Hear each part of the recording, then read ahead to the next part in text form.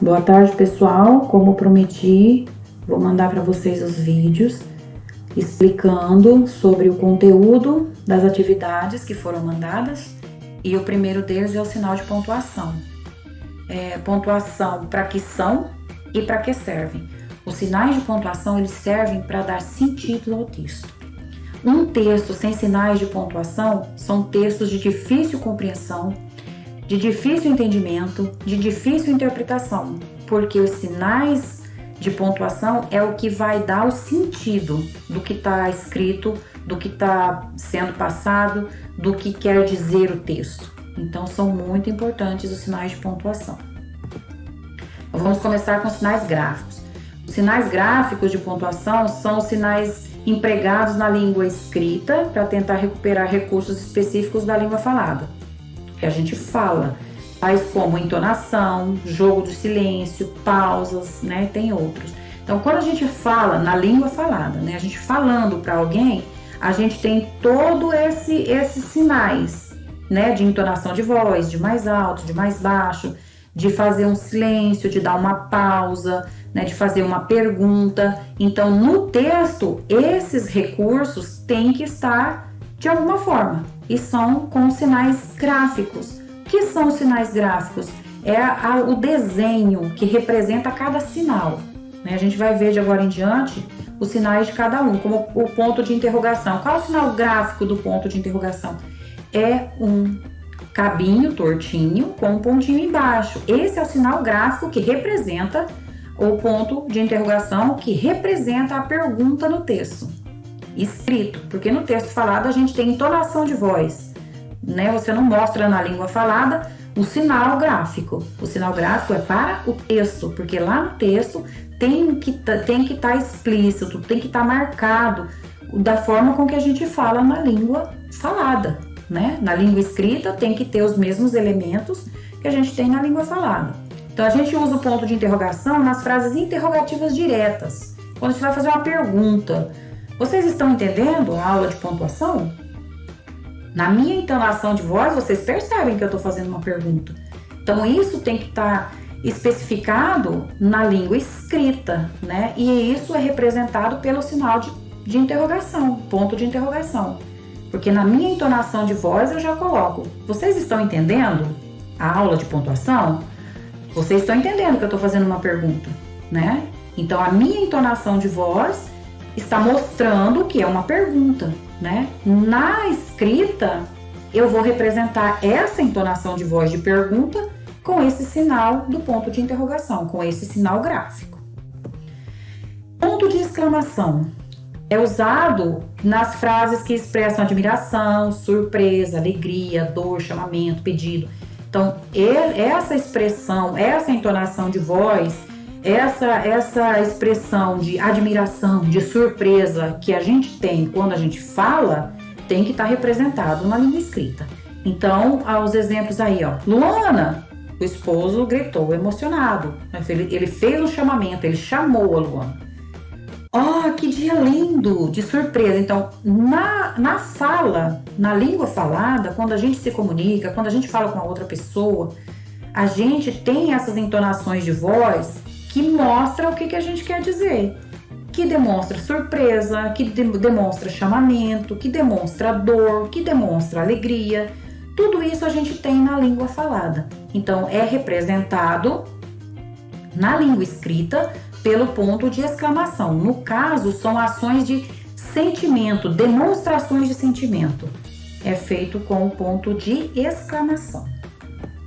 O ponto final. O ponto final é usado em frases para indicar que uma frase declarativa, que você está declarando, que você está dizendo alguma coisa, e é usado em frases com sentido completo, terminou a frase, ponto final. Também é usado em abreviaturas. Olha os exemplos aí. Ó. Visitei a Avenida Paulista. Esse AV é a abreviação de avenida. Então, eu não escrevi avenida, escrevi AV. Esse AV é a abreviação de avenida. Então, AV ponto. Tá dizendo que eu abreviei. Coloquei um ponto final. Avenida Paulista. Comprei o material escolar completo do ano letivo. Então, eu declarei que eu já comprei tudo. Ponto final. A frase está completa. Eu comprei todo o meu material escolar do ano letivo. Ponto final. A frase está completa, né? Ela está finalizada. 2 pontos. Usamos para introduzir a fala de um personagem no texto. Exemplo, o motorista respondeu. Colocou, depois de responder, os 2 pontos, para indicar que logo após esses 2 pontos é a fala do motorista. Então, o motorista respondeu, o hotel fica na próxima rua.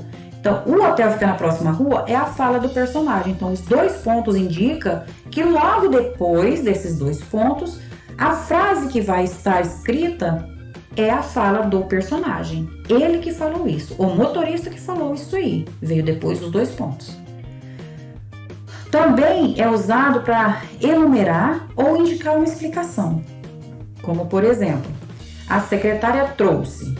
O que a secretária trouxe? Vai explicar o que ela trouxe. Papéis, carimbos e clipes. Então, depois dos 2 pontos, vai ser explicado o que a secretária trouxe. Ok? Travessão. É usado para indicar a fala da personagem. Como a gente viu no exemplo anterior, depois dos 2 pontos veio a fala da personagem, a fala do motorista. Nesta frase, o pai de Joãozinho fica apavorado quando ele lhe mostra o boletim. 2 pontos. Aí vem a fala do pai, né, do Joãozinho. E ele mostra que a fala do pai do Joãozinho com esse travessão. Então, esse travessão quer dizer que essa frase é a fala do personagem. Na minha época, as notas baixas eram punidas com uma boa surra. Foi o pai do Joãozinho que falou isso. E aí o Joãozinho respondeu, aí vem a fala do Joãozinho. Legal, pai. Que tal pegarmos o professor na saída amanhã? Né? Aí dá até um sentido cômico, né? O pai quis dizer que na época dele ele apanhava quando recebia nota baixa, né, dos pais. E aí o aluno já para se livrar ali da surra já jogou para outro sentido, né? Já deu um outro sentido na frase. Então vamos pegar o professor amanhã, né? Então ele não tinha que ter dado nota baixa. Vamos pegar o professor amanhã na saída. Então aí o travessão indica a fala dos 2 personagens. A primeira fala do pai do Joãozinho e a segunda fala do Joãozinho. Então travessão indica fala de personagem. Vírgula. A vírgula ela é usada em vários sentidos. Tem muitos sentidos para o uso da vírgula. Usamos para separar elementos de uma enumeração. Como exemplo, fomos ao supermercado e compramos feijão, vírgula, arroz, vírgula, batata e verduras. Então, eu estou enumerando, né, quantas coisas eu comprei no supermercado. Então, eu separo cada elemento com vírgulas. Usado também para separar o nome de local e data. Local, Recife, olha o exemplo lá. Recife, vírgula, 12 de janeiro de 2009. Então, eu separei o local, que é Recife, da data em que eu estava em Recife, que é dia 12 de janeiro de 2009. Então, quando for um local, por exemplo, isso é usado em cartas. Se você vai mandar a carta para alguém, você vai colocar o nome da cidade onde você mora e a data em que você está escrevendo a carta. Então, quando for local, você separa com vírgula da data que você está escrevendo a carta. Para separar o vocativo, Maria, espere por mim. Maria. Nesse caso, é vocativo. Então, eu vou separar com vírgula. Vocativo é como se eu estivesse invocando a pessoa ou chamando a pessoa. Então, Maria, espere por mim. Eu estou chamando. É como se fosse um chamamento. Então, eu separo por vírgula, porque em outras situações, Maria aí é o sujeito. Então, em outras situações, a gente vai ver depois, não se separa sujeito do predicado, mas aí no caso é um vocativo, ele está chamando, ele está invocando a Maria. Então nesse caso usa-se vírgula. Para separar aposto, Rio de Janeiro, vírgula, cidade maravilhosa, será cartão postal dos jogos em 2014. O que é o aposto aí? é a explicação, ou vamos dizer assim, que é uma qualidade que está se dando aí à cidade do Rio de Janeiro. Então, como todo mundo sabe que Rio de Janeiro é considerada cidade maravilhosa, né? Em outras vezes poderia ser colocado aí também a cidade da garoa. Por quê? Porque chove muito, né? Nos casos São Paulo é a cidade da garoa.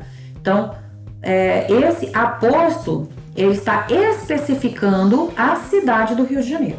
Então, isso chama aposto. Então, ela tem que ficar entre vírgulas, tá? Esse aposto. Porque ele tá especificando a cidade do Rio de Janeiro, que é considerada a cidade maravilhosa. Então, nesse caso, como você vai dizer uma característica considerada do Rio de Janeiro, você vai colocar entre vírgulas. Para separar expressões ou palavras explicativas, ou seja, isto é, né, por exemplo. Então, você fala alguma coisa e aí depois você vai falar, ou seja, que você vai concluir a frase. Então, esse ou seja tem que ficar entre vírgulas. Isto é, também tem que ficar entre vírgulas. Olha o exemplo. O seu sobrenome não é este, ou melhor, não está completo. Esse ou melhor é uma explicação, né? Fala assim, o seu sobrenome não é esse, ou melhor, o seu nome não está completo. Então, esse ou melhor, que é uma expressão, uma explicação, tem que ficar entre vírgulas, tá? Então, eu poderia substituir esse aí, ou melhor, por isto é.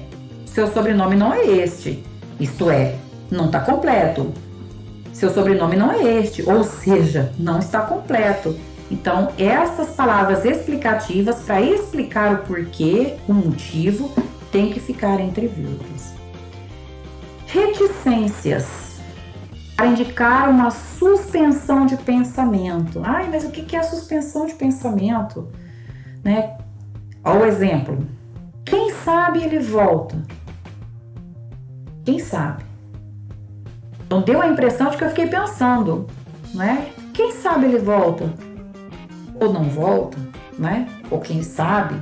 Então, dá a impressão de suspensão de pensamento, como se eu estivesse pensando sobre aquilo que eu tô falando, né? Será que ele volta? Fiquei pensando. Então, eu coloco a reticências para expressar dúvidas, surpresa ou hesitação. Sinto muito, né? Tá? Você sente muito. Só hoje eu percebi, me perdoe. Então, aí é uma hesitação, tá? Então, eu coloco a reticências quando eu tô com dúvida daquilo que eu vou falar. Então, eu sinto muito. Então, eu tenho que pensar bem no que eu vou falar para não ofender outra pessoa. Então, eu tenho que pensar. Então, eu tô em dúvida naquilo que eu vou falar. Eu tô hesitando em falar alguma coisa para não ofender outra pessoa. Então, eu coloco reticências aí.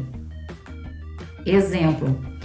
Ao fim de uma frase gramaticalmente completa, com a intenção de sugerir o prolongamento de ideia.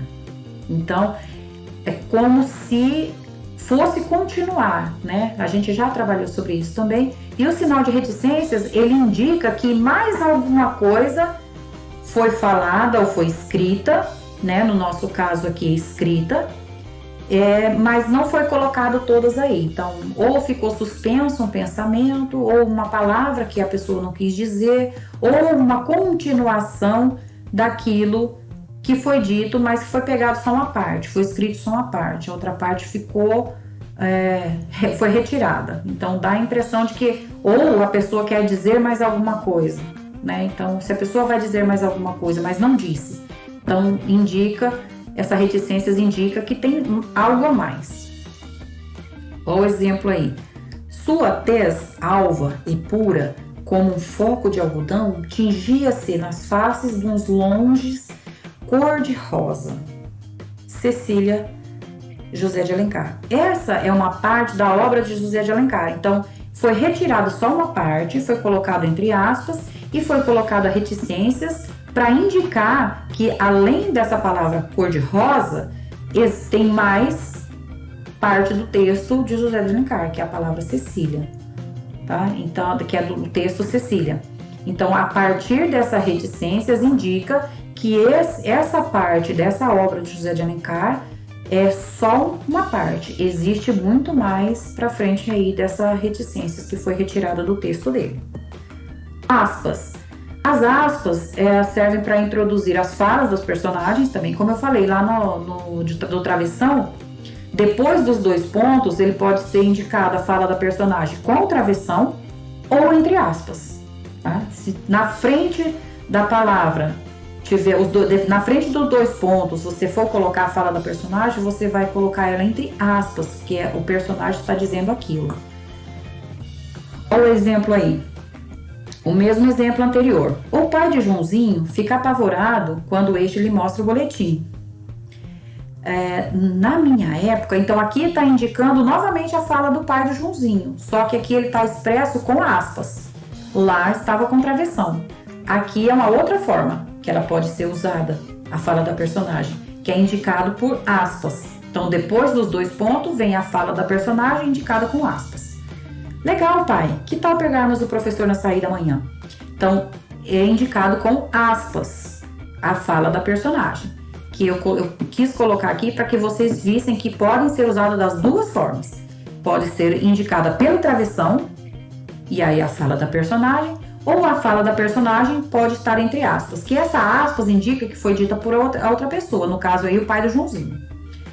A aspas também é usada para destacar uma palavra ou uma expressão.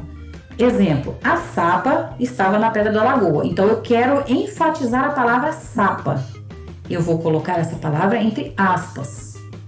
Tá bom? Então, eu quero enfatizar, eu quero mostrar, eu quero destacar. Essa palavra, eu vou colocar ela entre aspas.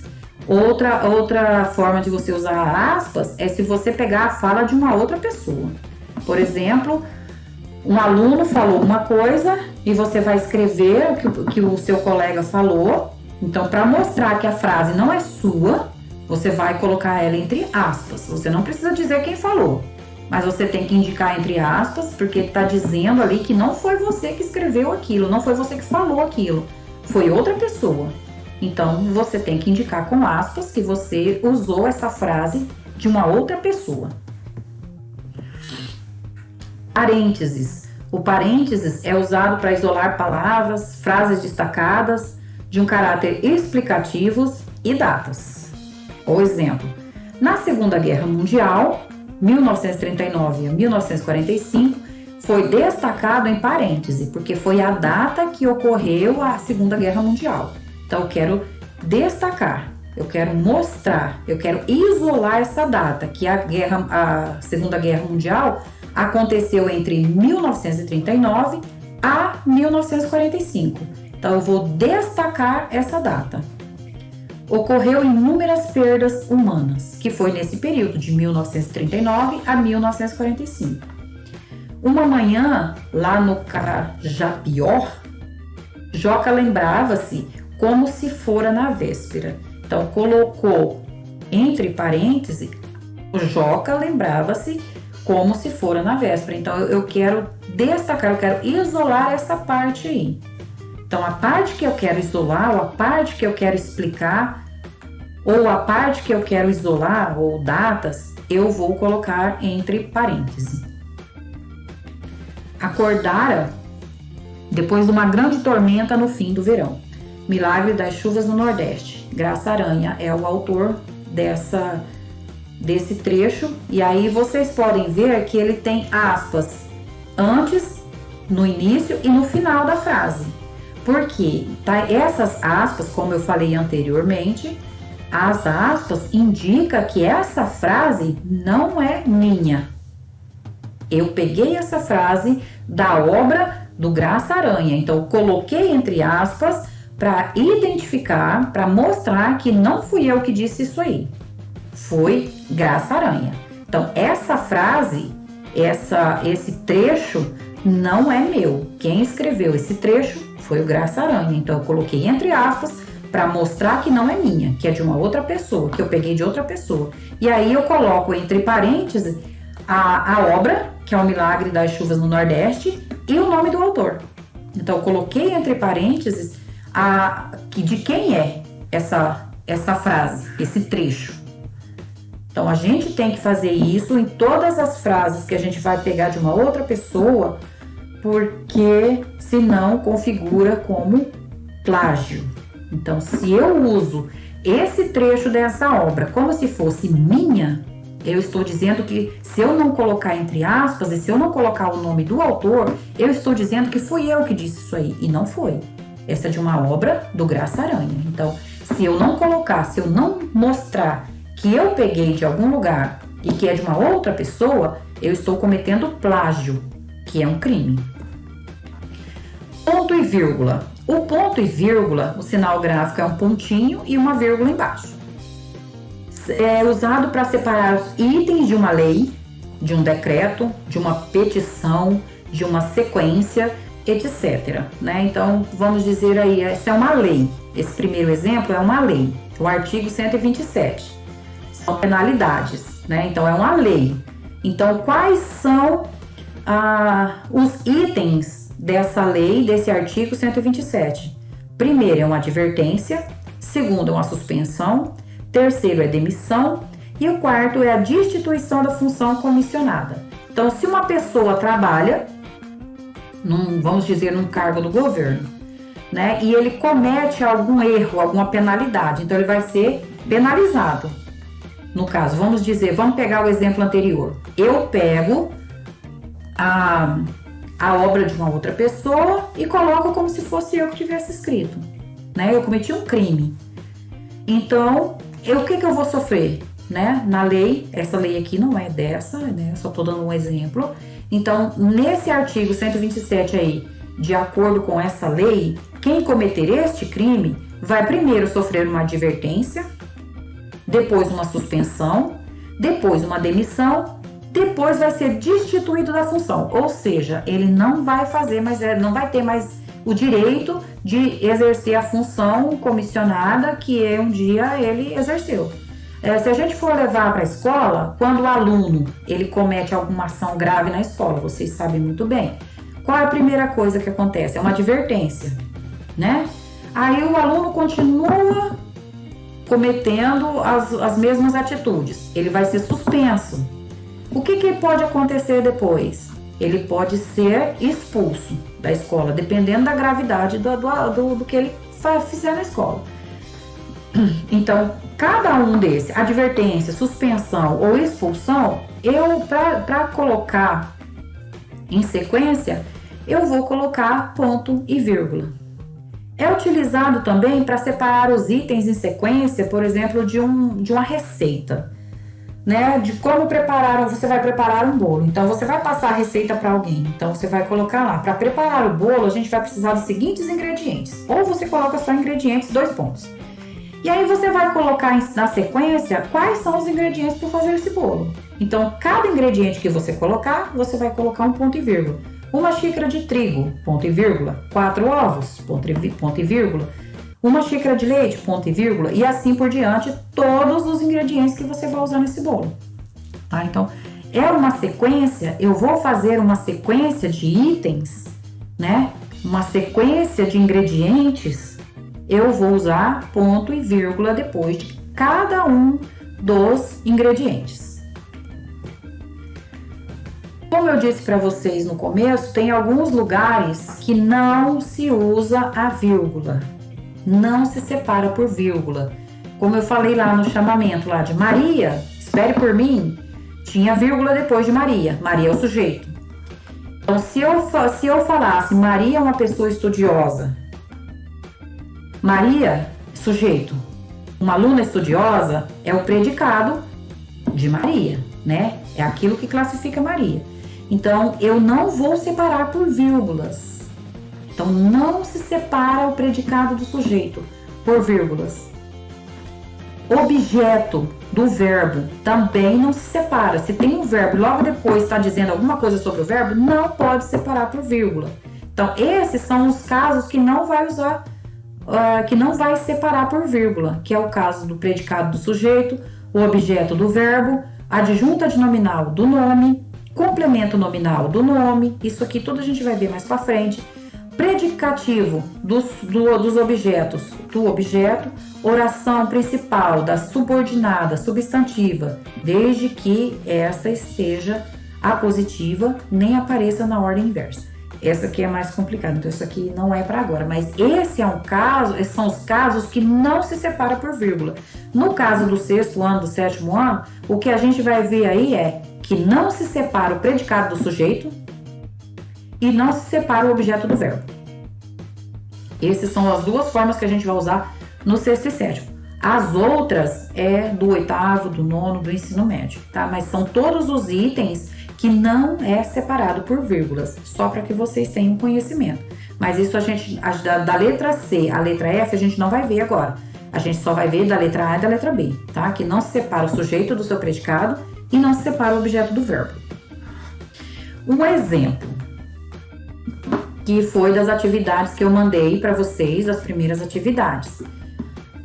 Que eu peguei um exemplo da atividade lá, só para que vocês tenham ideia de como é para fazer a atividade, tá? Então, apareçam no final das frases e indico que as mesmas estão completas. Essa é uma frase que eu tirei lá da atividade, tá?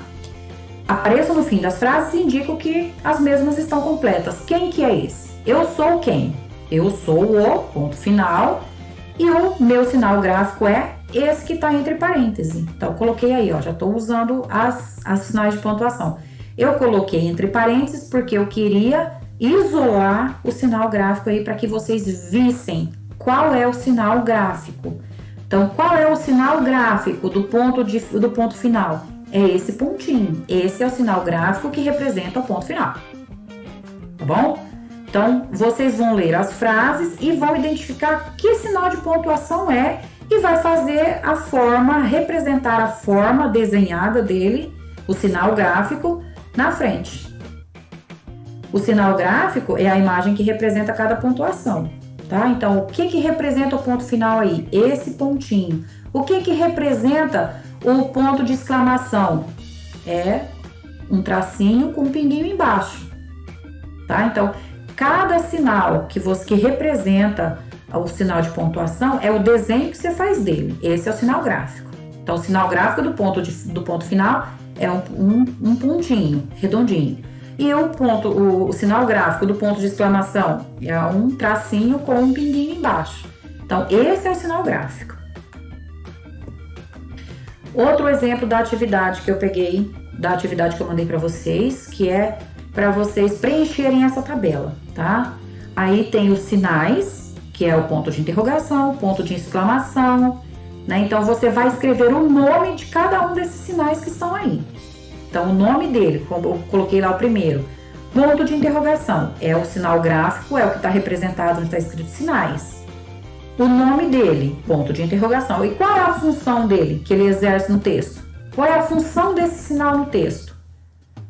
Ele é usado ou utilizado nas frases interrogativas diretas, né? Então, você vai fazer uma pergunta, uma interrogação, uma pergunta direta. Você vai representar por esse ponto de interrogação. E ele é usado para fazer uma pergunta que espera uma resposta, né? Como eu falei para vocês lá no início. Vocês estão entendendo a aula de pontuação? Estou fazendo uma pergunta direta, então eu espero uma resposta, tá? Então, se eu faço uma pergunta, eu espero uma resposta, tá? E existe outro tipo de pergunta, como por exemplo a pergunta retórica.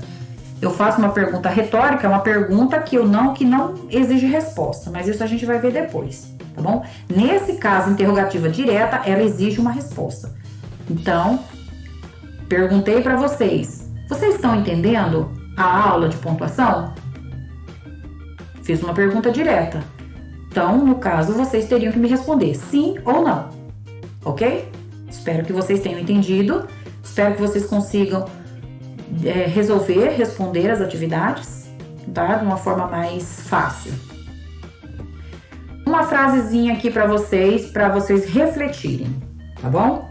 Professores podem abrir a porta, mas você precisa passar por ela por você mesmo. É um provérbio chinês, tá? Porque o professor, ele pode te mostrar, ele pode abrir as portas, mas você tem que fazer a sua parte. O professor abrir a porta, você tem que passar por ela, tá? O professor ensina, o professor explica, mas você tem que se esforçar para fazer a sua parte.